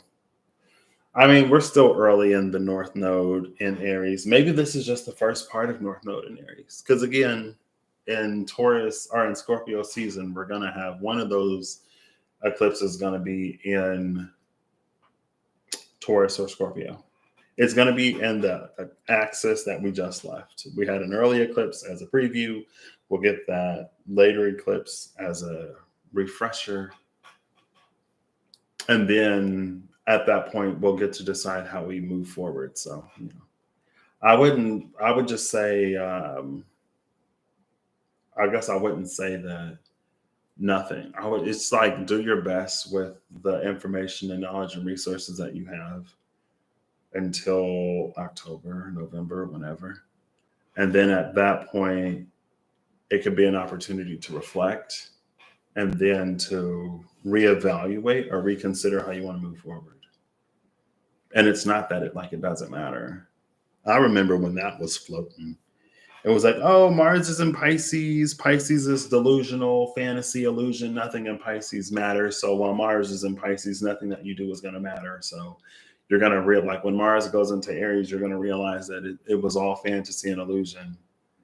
And then one day I just happened to look at the 10 of Cups and the SKT, and I was like, wait, Mars in Pisces is the 10 of Cups. Mars in Pisces is the spark, is the action, is the drive that it takes to manifest dreams into reality. So if the actions taken are aligned, and if it matters, and if it's substantial, it will substantiate the intangible.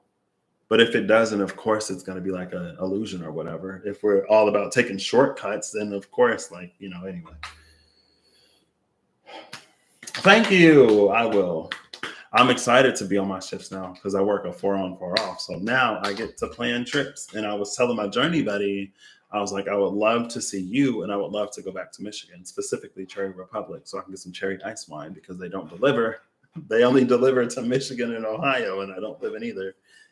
But she's like, oh yeah, anytime you want to come, of course you can. So I got to make it to Vegas to see my best friend / podcasting partner. I got to make it to see my journey buddy. I still got to make it to see my other best friend. Because I got to see her for a little bit. And I feel like there's somewhere else I got to go. I don't know. Anyway, I can plan all of that now that I'm on my schedule. So it brings a whole bunch of opportunity, I guess. Anyway, I will catch you all in the next one. I hope you have an amazing whenever you see this. I hope you're acting in alignment to make all that you wish to experience your reality. I hope you are of the whatever you need to be of to get where it is that you want to go. I hope you the strength to continue to persevere when it isn't easy. I hope you the courage to take a chance, make a stand, do whatever when you don't know, when you are uncertain of an outcome. I hope you an intuition and discernment to be able to spot the little ways in which a little bit of effort can truly stretch and go a long way. And I hope you the bravery to face reality. But I hope you a combination of all of that. I hope for you to do so in an empowered way. And to know that even if it doesn't work out in the specific particular way you think it might or that you wanted to, I hope you an openness to it being even better, because that energy is definitely here as well. So anyway, I will catch you all in the next one. I mean, you might see me. 4 days off is quite a bit of time, or I might honestly just be sleeping and playing games and watching Netflix and doing all that other stuff. I'm sure you'll see me at some point. I know I did. I'm pretty sure it was Codes of Harmony that asked me to do a Lionsgate reading. I'll do it at some point. I don't know. Like the messages are what they are. The energy is what it is. We're in the time that we're in. I'm going to read what I read in the way that I read it. But, I do also hope that